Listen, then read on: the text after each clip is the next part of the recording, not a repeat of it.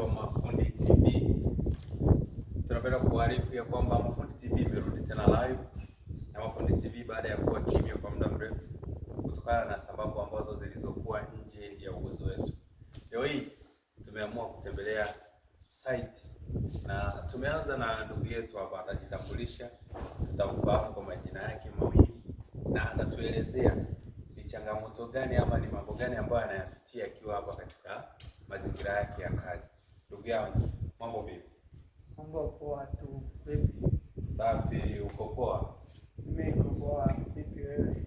Mimi niko poa. Nipende kukuarifu ya kwamba uko live kupitia channel yetu ya Mafundi TV. Na leo tumekuja kukutembelea Mafundi TV. Watazamaji wako wangependa kufahamu jina lako, unaitwa nani na uko maeneo gani hapa? Mimi kwa majina naitwa Laisa Simingoli. Laisa Simingoli. Laisa Simingoli. Wewe ni mkazi wa wapi?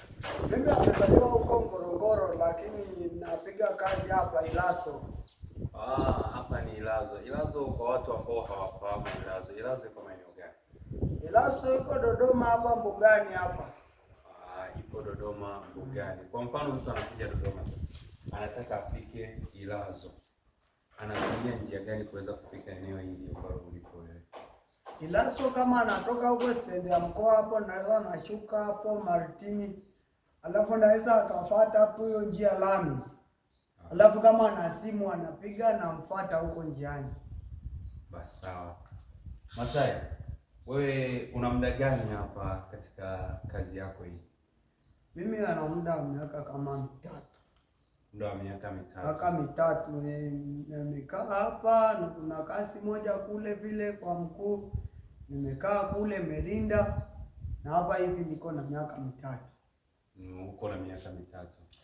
Changamoto gani ambayo unaipitia kwenye kazi zako hizi ambazo unafanya? Kazi mimi nafanya, sometimes nakutana na watu tajiri anakuwa ni mkali, hataki mimi atembee au apate mwanamke muda mwingine kitu kama hiyo, lakini mimi napambana. Kwa hiyo tajiri anakuwa mkali. Wewe kwa kiufupi, tajiri lazima awe mkali kwa sababu anaangalia kazi yake inavyofanya. Ni kweli anakuwa mkali, mwingine muelewa kitu kama hivyo, lakini pia mimi analinda vitu vyake hivi. Kama unavyoona nyumba hii, wapo mafundi hapa, nafanya naye nalinda simenti yake hapa. Kuna hawa fundi rangi zipo ndani mle kule vile nimeweka, mimi nalinda hapo mabodi nini. Lakini mimi namshukuru Mwenyezi Mungu, nipo tu salama. Hamna changamoto yoyote ambayo unapitia kutokana na mafundi labda wanapokuja site nini ambao unaweza ukapitia kutokana na mafundi unaofanya nao kazi? Changamoto iko kibao, lakini naenda nao. Wengine mafundi nakuta wengine anazunguka anachukua mzigo, anabeba mzigo, alafu bosi akija mimi anakuwa ananibeza hivyo kama hivyo, lakini changamoto ni ndogo tu, sio kubwa sana. Hiyo kazi yako hii ya ulinzi, vifaa gani ambavyo unatumia kuweza kulinda hapa ndani? Mimi vifaa au silaha? Silaha mimi anayo hii hapa. Hii hapa kama unavyoona hivi, sime na fimbo pia. Wewe silaha unayotumia ni fimbo na sime. Na sime mimi anayo hii. Na hapa mko wangapi? Mimi hapa niko mwenyewe, lakini ilikuwepo na Kiboli naye kaondoka.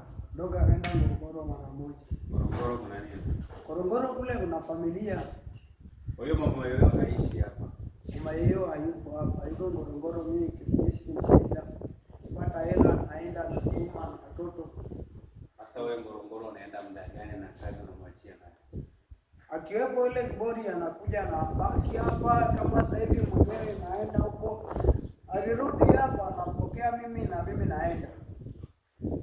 Mafundi TV wako live, wamekuja kutembelea.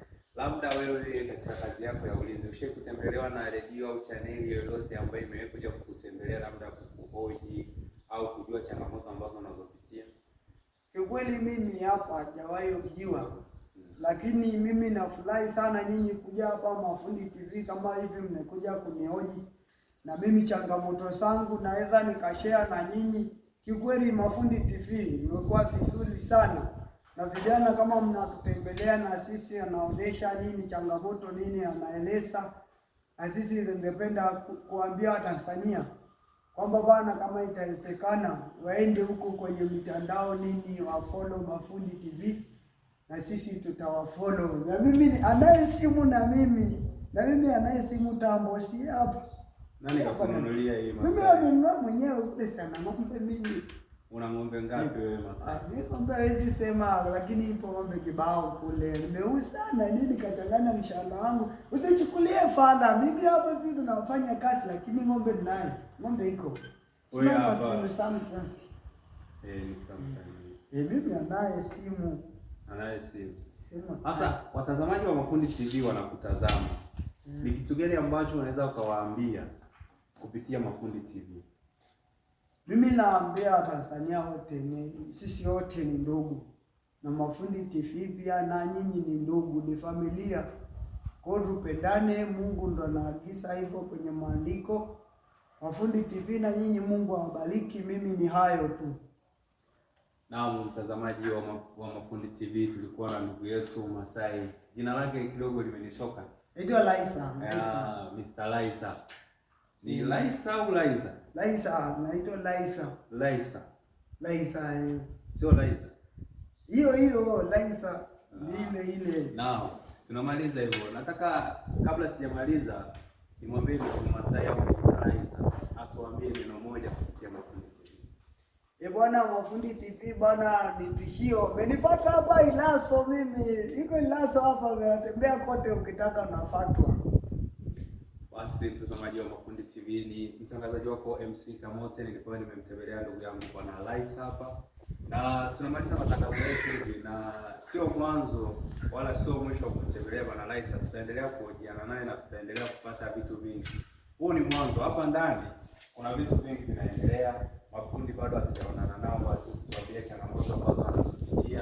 Na sisi kama Mafundi TV tutaendelea kuhabarisha hatua moja baada ya nyingine. Ni mimi mtangazaji wako MC Kamote, tukutane wakati mwingine.